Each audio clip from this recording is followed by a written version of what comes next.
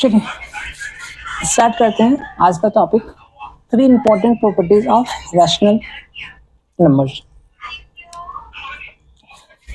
And start करने से पहले मैं सभी स्टूडेंट्स को बताना चाहूँगा ये standard 7 chapter number 4 rational numbers, ठीक है। सो टॉपिक है आपका, इससे पहले मैंने rational number standard 7 already video upload कर रखा है, ठीक है। आप वहाँ पे जाओ, चेक करो, ठीक है, एंड देखो एक बार, एंड उसके बाद का ये वीडियो, ठीक है। सो 3 important properties of rational number में हमें क्या क्या जानना है। मेनली इस टॉपिक में हमें पढ़ना है सबसे पहला प्रॉपर्टी, जो कि क्या है कि if p by q is a rational number and m is a non zero integer, then p by q equals to p multiply by m, q multiply by m, ठीक है। होप थोड़ा सा clear हुआ होगा।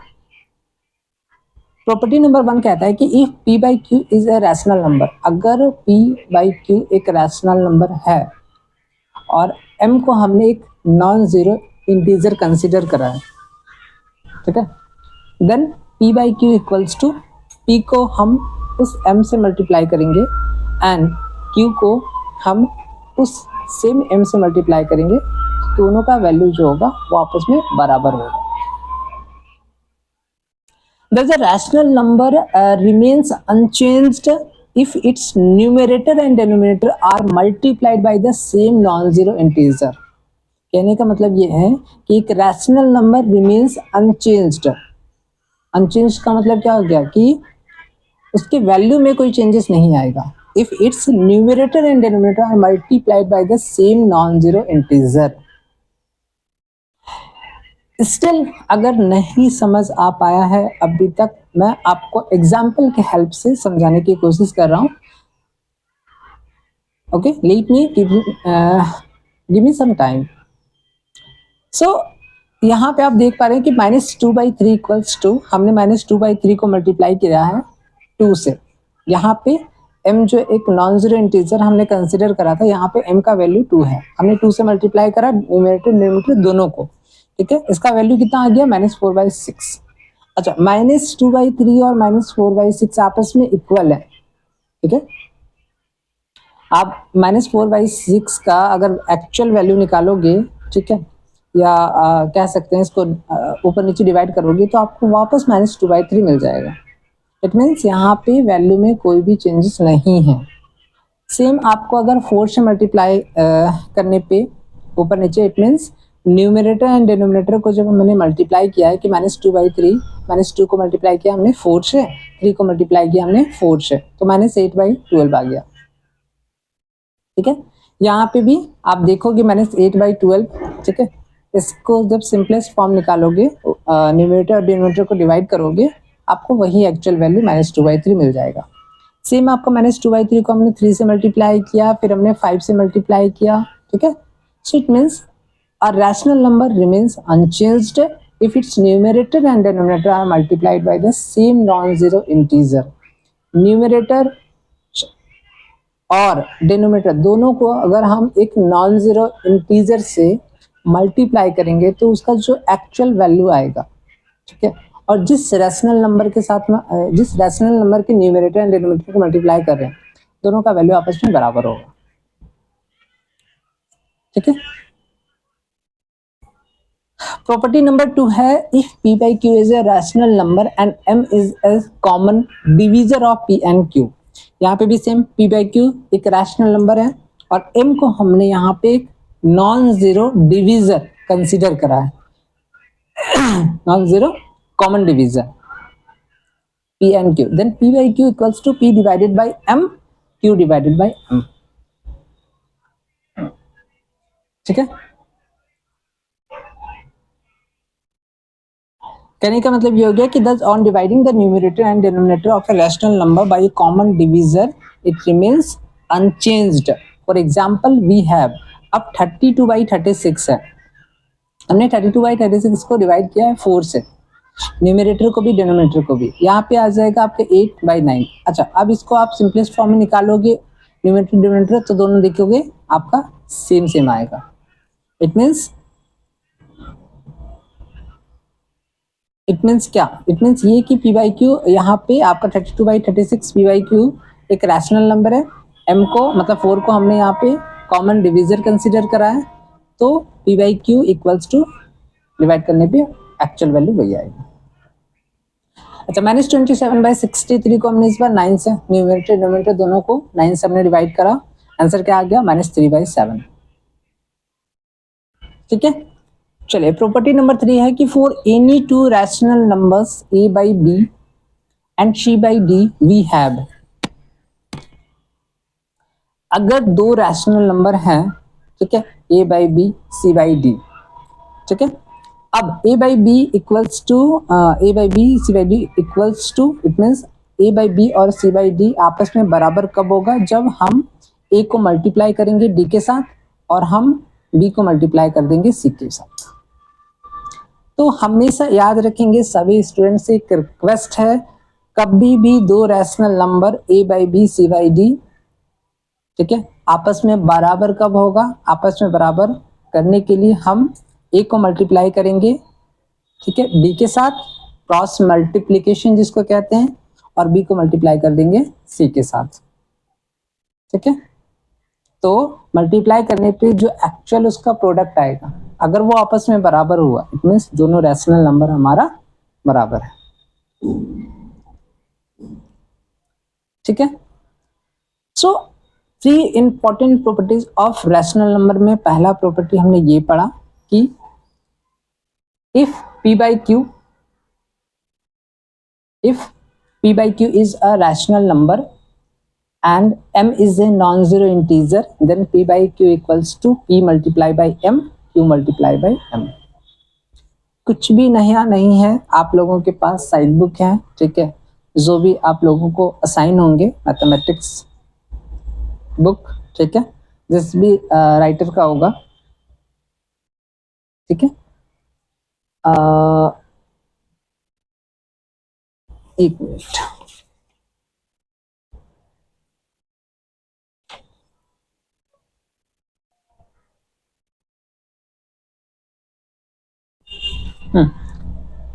तो मैं कह रहा था कि आप सभी स्टूडेंट्स के पास स्टैंडर्ड 7 का जिस भी ऑथर का मैथमेटिक्स बुक होगा, ठीक है, उसमें ये सभी आपको चीजें देखने को मिलेंगे। ऐसा भी नहीं है कि मैं कुछ अलग से आपको पढ़ाने की कोशिश कर रहा हूँ। ठीक है, तो आपको वहां पे मिलेगा प्रॉपर्टी नंबर 1 में कि if p by q is a rational number and m is a non-zero integer, then p by q equals to p multiply by m, q multiply by m। ठीक है, एग्जाम्पल हमने clear कर रखा है।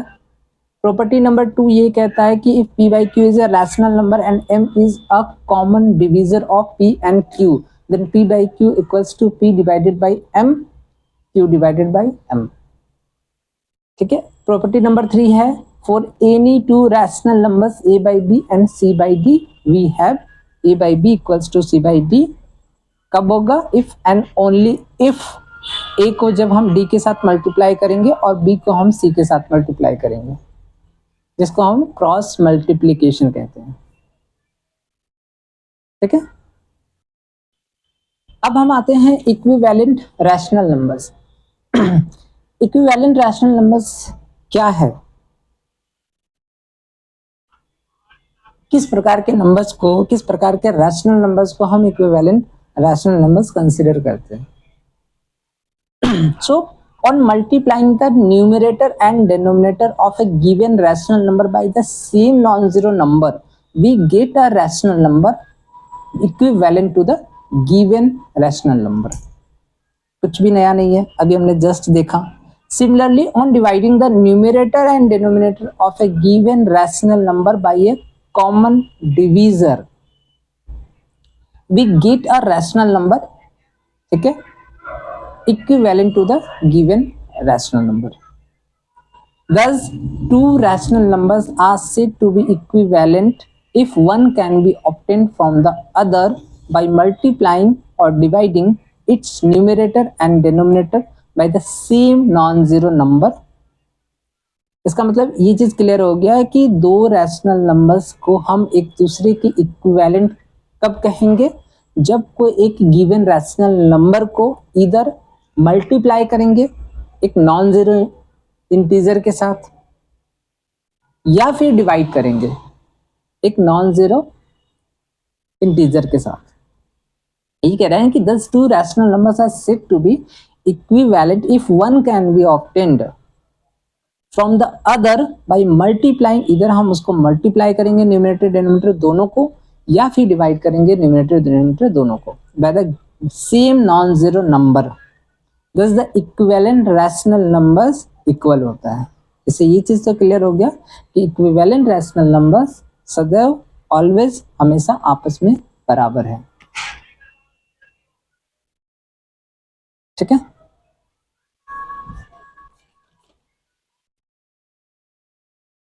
इसके आगे भी हैं, हम पढ़ेंगे। ठीक है, लेकिन नेक्स्ट वीडियो में हम वो सारी चीजें जो भी रैशनल नंबर्स में कवर अप उसमें कवर होने वाले हैं, जो भी टॉपिक्स रह गए हैं, ठीक है, रिमेनिंग टॉपिक्स को हम नेक्स्ट वीडियो में पढ़ेंगे। अभी हमारे पास ये 5 क्वेश्चन है। ठीक है, पहला नंबर क्वेश्चन है, what should be added to 15 whole 2/3 to get 18 whole 5/6। ठीक है, what should be subtracted from 17 whole 3/4 to get 11 whole 2/3। Third number question है, the cost of 24 toys of the same kind is rupee 783.60, find the cost of each toy। Fourth one है, a car covers a distance of 108.9 kilometer in 1.8 hours, what is the average speed of the car। Find 4 rational numbers equivalent to each of the rational number. अब आप ये कहेंगे कि ये सारे questions जो हैं वो कहाँ से हैं, तो मैं आपको एक चीज क्लियर करना चाहूंगा। मेन मेरा मोटिव ये है कि आप लोगों को हर वो एक, क्योंकि यहाँ पे क्या होता है एक्चुअल में कि जब हम कोई पर्टिकुलर चैप्टर को पढ़ रहे होते हैं, राइट, तो हमारा पूरा का पूरा फोकस उसी पर्टिकुलर चैप्टर पे होता है और होना भी चाहिए।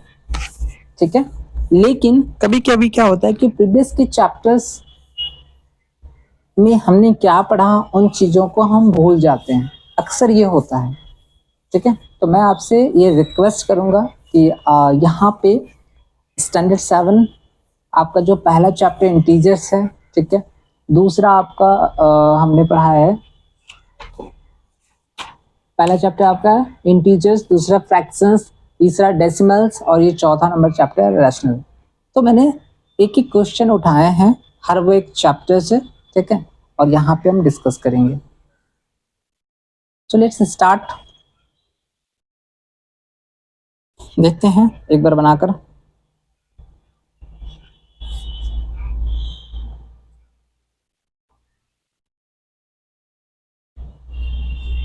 स्टार्ट करें। क्वेश्चन एक बार नोट कर लीजिए आप लोग।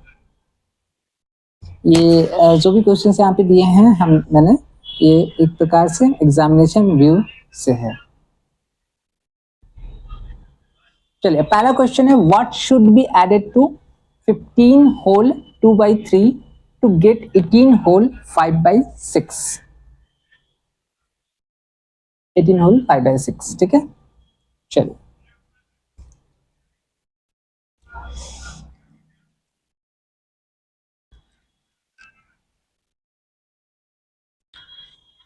क्वेश्चन आप लोगों ने नोट कर रखा है, what should be added to 15 whole 2/3 to get 18 whole 5/6।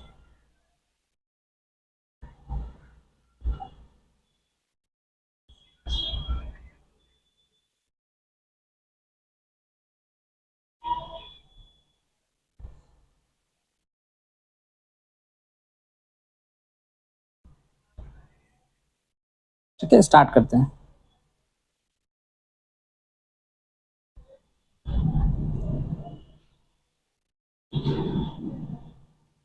सो ये जो पहला क्वेश्चन है, what should be added, it means 15 whole 2/3 में हम वो कौन सा नंबर ऐड करेंगे, ठीक है, कि हमें 18 होल 5/6 आंसर प्राप्त होगा। ठीक है,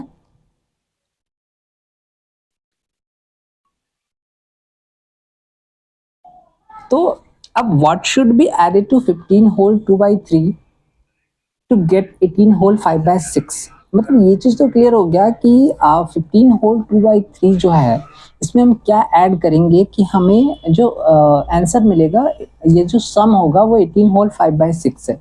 मीन्स ये तो क्लियर हो गया कि दूसरे नंबर को फाइंड आउट करने के लिए या रिक्वायर्ड नंबर को फाइंड आउट करने के लिए सम में से माइनस करेंगे हम जो एक रैशनल नंबर है। ये चीज तो क्लियर हो गया। अब मैं ये सिंपल से एक क्वेश्चन पूछ दूं आप सभी स्टूडेंट से कि 5 में कितना ऐड किया जाए कि 8 होगा। सिंपल है, बेसिक क्वेश्चन है। 5 में कितना ऐड करेंगे कि 8 हो जाएगा, तो ऑब्वियस है 3। अब ये रिक्वायर्ड नंबर कैसे हमने निकाला, जो हमारा सम था उस सम में से हमने 5 को माइनस कर दिया तो हमें रिक्वायर्ड नंबर मिल गया। सेम हम यहाँ पे लिखेंगे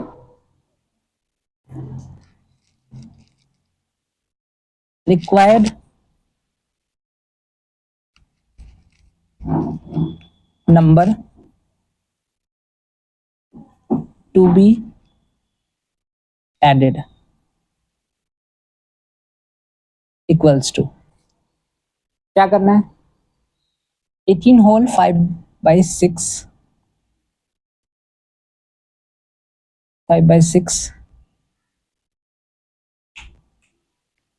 माइनस 15 होल 2/3।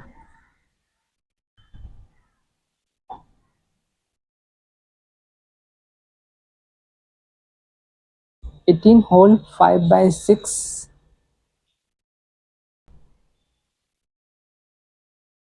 तो required number to be added के लिए हम क्या करेंगे, जो सम है उस पर्टिकुलर सम में से हम गिवन रैशनल नंबर जो हमारा एक दिया हुआ है दूसरा निकालना है, तो दिए हुए रैशनल नंबर को हम माइनस कर देंगे। तो इट मीन्स 18 होल 5/6 ये हमारा सम है, माइनस 15 होल 2/3 2/3।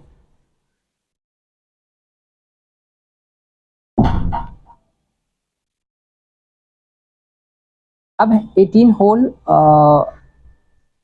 5/6 ये आपका मिक्स फ्रैक्शन है। 18 होल 5/6 ये आपका मिक्स फ्रैक्शन है। हम क्या करेंगे, इसको सबसे पहले इम्प्रॉपर फ्रैक्शन में कन्वर्ट कर लेंगे। 18 6 18 5 90, 18 6 कितना हो जाएगा आपका 108। 18 5 से 90 हो गया, 90 में आप 18 ऐड कर दो, 108 हो गया। 108 प्लस 5 113।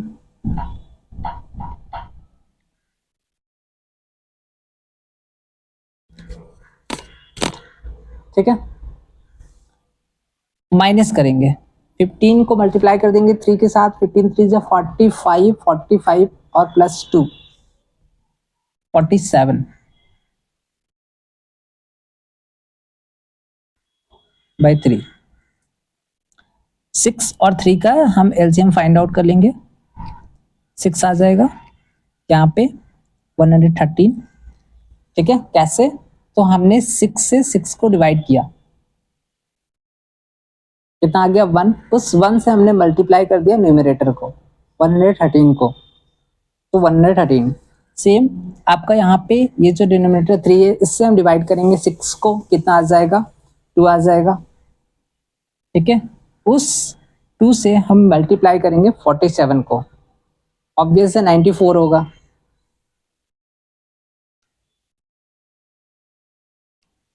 अब हम सिंपल जो सब्ट्रैक्ट करते हैं, ठीक है, वो करेंगे। 13 में से 4 गया 9,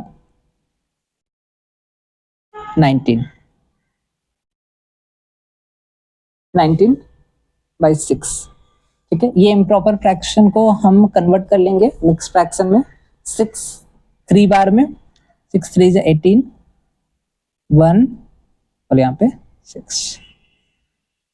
ये आप लोग जब प्रैक्टिस करते रहोगे तो प्रैक्टिस करने के बाद ऑटोमेटिक ये चीजें सीख जाओगे, कुछ नया नहीं है। तो इट मीन्स ये चीज तो क्लियर हो गया। हम सिंपल क्या करेंगे, पर्टिकुलर सम में से जो गिवन रैशनल नंबर है माइनस कर देंगे, ठीक है। माइनस करने के बाद हम एलसीएम फाइंड आउट कर लेंगे। एलसीएम जैसे हमने फाइंड आउट कर लिया, ठीक है, सिंपल सब्ट्रैक्ट करके, और जो इम्प्रॉपर फ्रैक्शन जो हमारा आंसर आएगा, ठीक है, माइनस करने के बाद उसको हम सिंपल मिक्स फ्रैक्शन में कन्वर्ट कर लेंगे, हमारा ये आंसर हो गया। आप इसको ऐसे करके लिख सकते हो आंसर, ठीक है।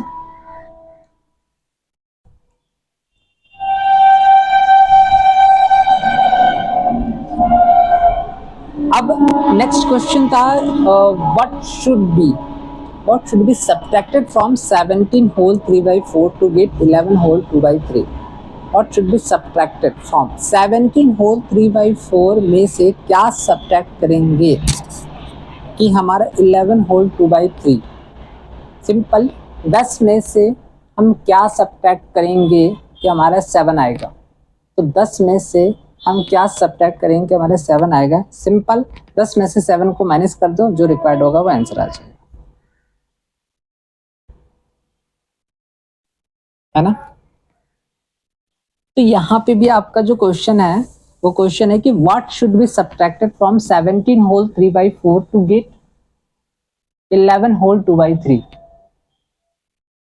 तो सिंपल आपको ये कह रहा है ना कि 17 होल 3/4 में से क्या सब्ट्रैक्ट करेंगे कि ये आएगा। ऑब्वियसली 11 होल 2/3 को माइनस कर देंगे तो जो रिक्वायर्ड आएगा वो आ जाएगा हमारा, क्योंकि ऑलरेडी मैंने अभी आपको क्या बताया कि हम 10 में से क्या सब्ट्रैक्ट करेंगे कि 7 आएगा। तो हम सिंपल जो हमारे पास 10 है और जो 7 है जो आ चुका है उसको हम माइनस कर देंगे, जो रिक्वायर्ड वाला होगा वो ऑटोमेटिक आ जाएगा। यहाँ पे भी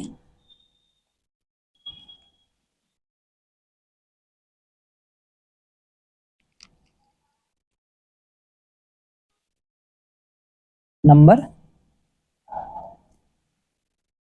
to be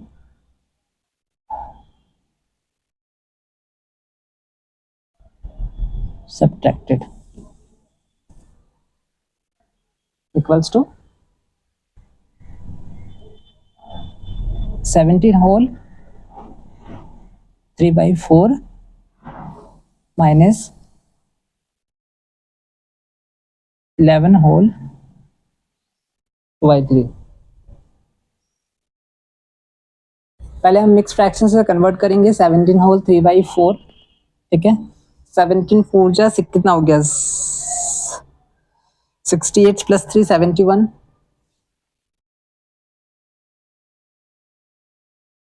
minus 11 multiply by 3, 11 3 जा 33 प्लस 2 35/3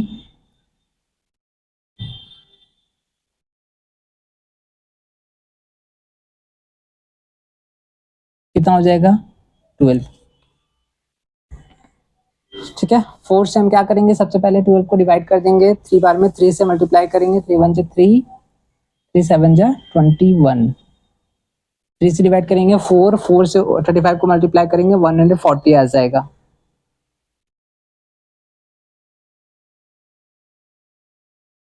सिंपल सब्ट्रैक्ट करना है, यहाँ पे 3 7 इम्प्रॉपर फ्रैक्शन, इसको मिक्स फ्रैक्शन में कन्वर्ट कर लीजिए, क्योंकि क्वेश्चन आपका मिक्स फ्रैक्शन में था।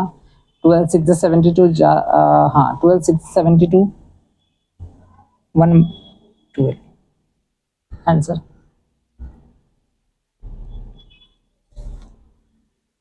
ठीक है। सो इस प्रकार से आपका आंसर फाइंड आउट कर सकते हैं।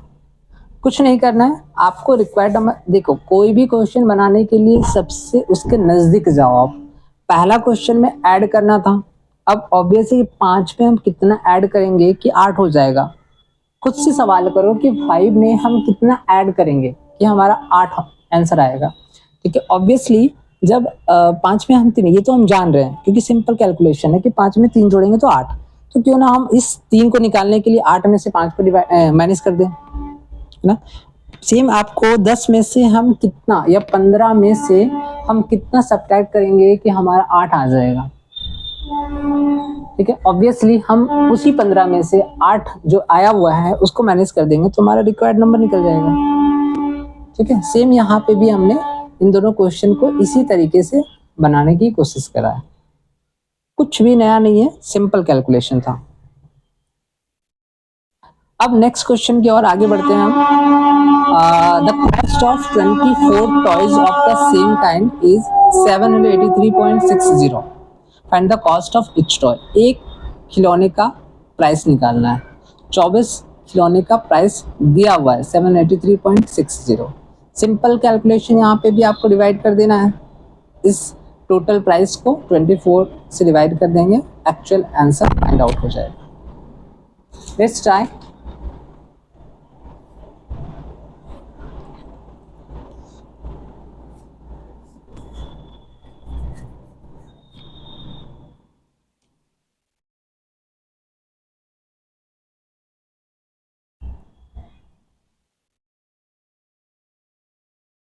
क्या निकालना था?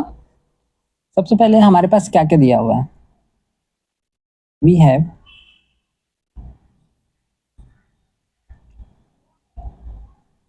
कॉस्ट ऑफ 24 टॉयज,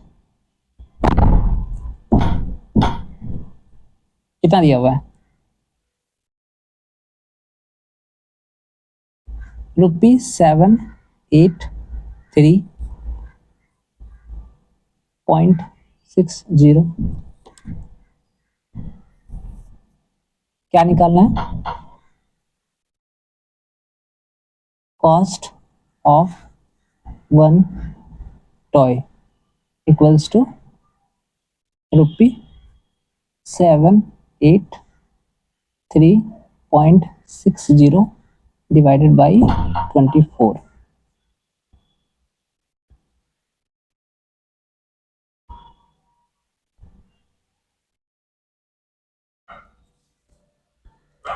अब कैसे डिवाइड करेंगे हम?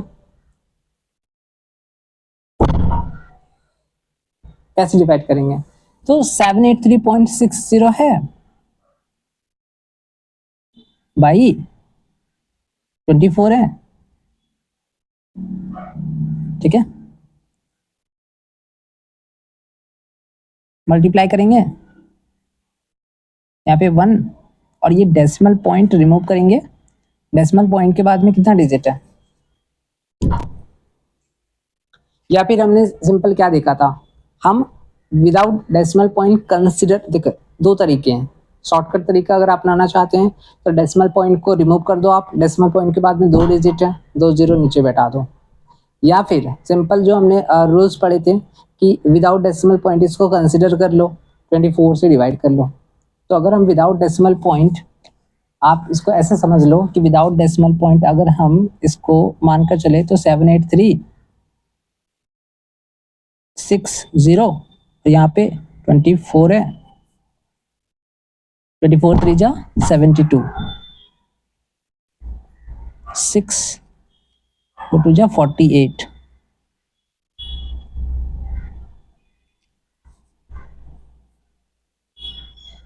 6 4 24 6 6 बार में 6 4 जा 24 के 4, हाथ में 2, ठीक है, चल गया 2 1 लीजिए, ठीक है। इट मीन्स कितना आ गया, इसको विदाउट डेसिमल, चलिए छोड़िए इसको यहीं पे रहने देते हैं, ये आपका 6 यहीं पे 0, ठीक है। विदाउट डेसिमल पॉइंट हमने इसको कंसीडर कर लिया, कितना आ गया हमारा 3265। अच्छा, डेसिमल पॉइंट के बाद में कितना डिजिट है? डेसिमल पार्ट में नंबर ऑफ डिजिट्स कितने हैं? 2 डिजिट पहले, लेफ्ट से राइट आ गए 32.65, ठीक है। तो हम यहाँ पे लिख सकते हैं इसको, hence the cost of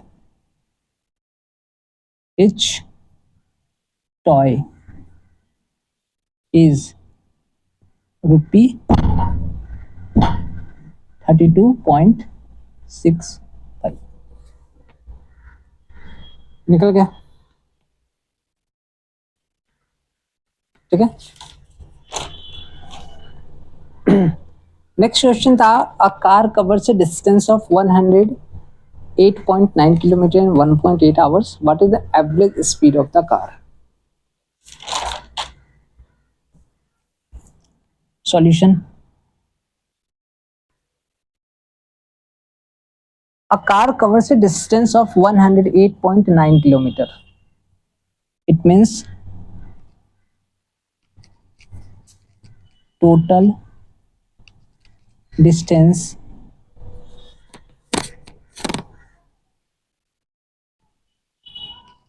covered. Total distance covered कितना है? 108.9 kilometre. Total time taken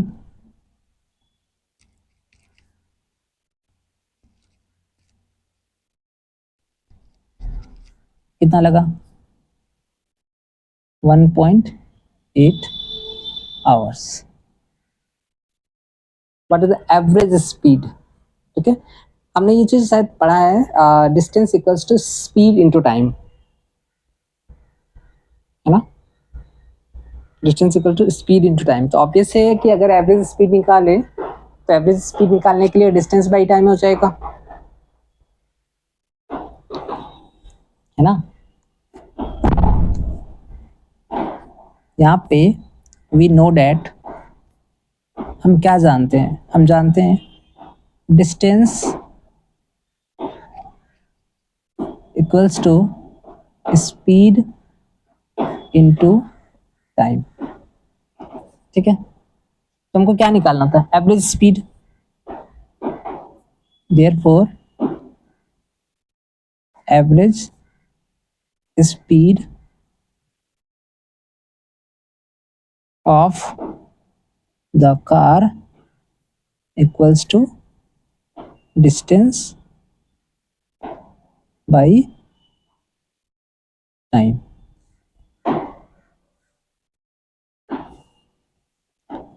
so distance आपके कितना हो गया?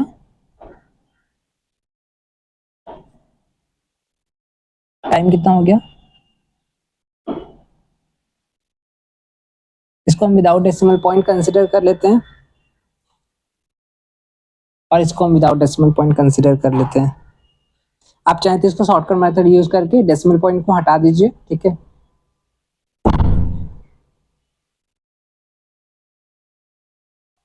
है ना?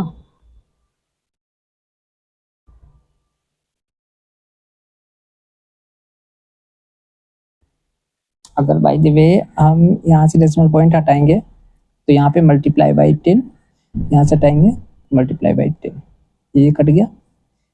ठीक है, अब ये आपका आ गया 1089/18। 3 से एक बार देखते हैं। 3 का टेबल में 6 बार में 3 3 जा 9 3 3 ये 2 हो जाएगा। 3 का टेबल 2 बार में 3 1 जा 3 2 जा 6 1, मतलब ये आ गया 121/2।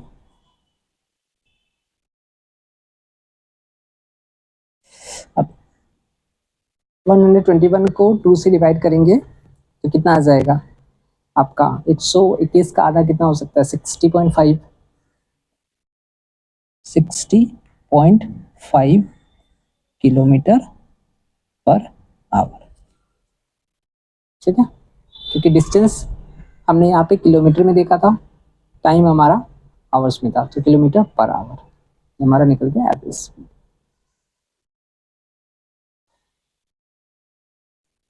ठीक है, अब ये जो क्वेश्चन था हमारा 5th नंबर क्वेश्चन था, find 4 rational numbers equivalent to each of the rational numbers. यहाँ पे जो रैशनल नंबर दिया हुआ है 3/4, इसके इक्विवेलेंट में 4 रैशनल नंबर निकालना है। फिर आपका 5/-7, फिर -8/3।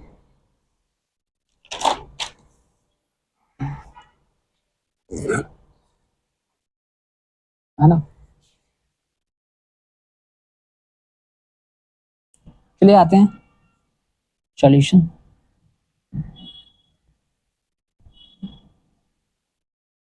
पहला number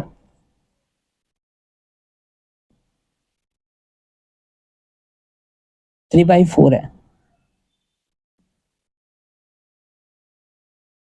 Find 4 rational numbers equivalent to each of the rational numbers.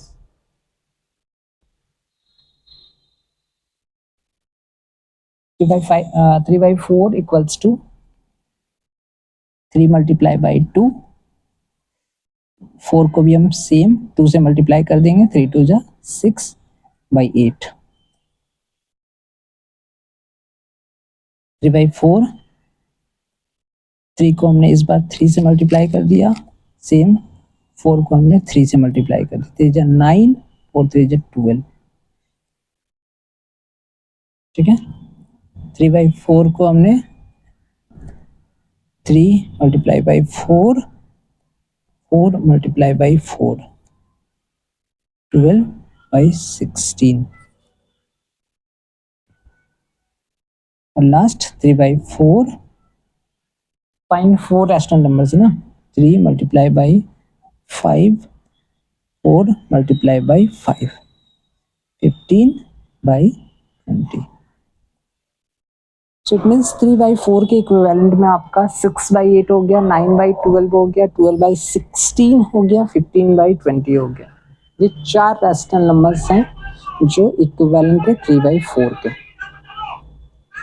ठीक है, इसी प्रकार से आपका 5/-7,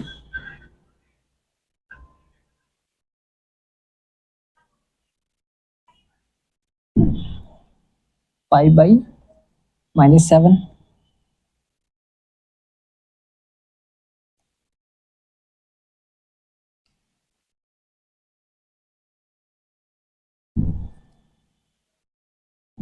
ठीक है। 5 को मल्टीप्लाई हमने किया 2 से, -7 को 2 से, 5 को इस बार हमने 3 से किया,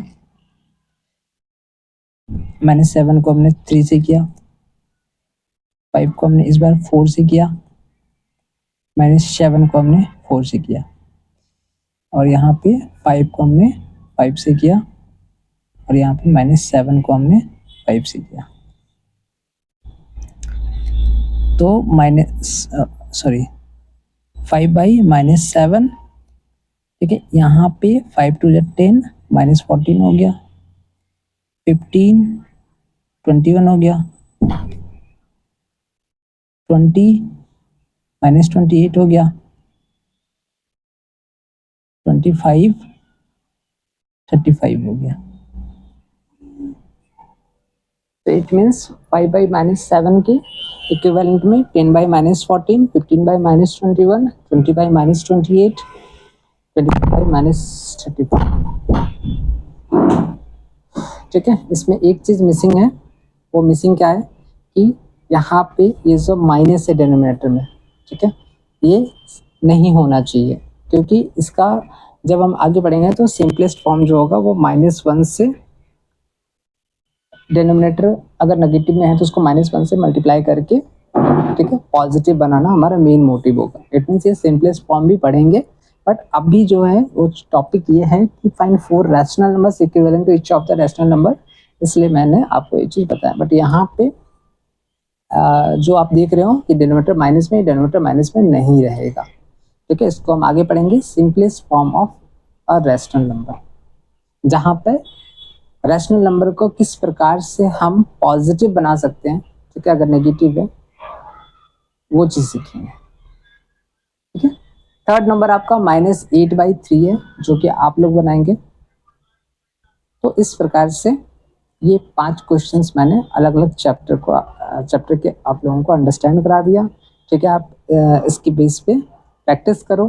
ठीक है, मैं ये भी नहीं कहता कि इन क्वेश्चंस पे पूरा फोकस दो। ठीक है, आपके पास इस भी ऑथर का बुक है, ठीक है, स्टैंडर्ड 7 मैथमेटिक्स रैशनल नंबर्स। ठीक है, आप सॉल्व करो, ज़्यादा से ज़्यादा क्वेश्चंस बनाने की कोशिश करो। चलिए, आज का टॉपिक यहीं पे समाप्त होता है। Thank you so much.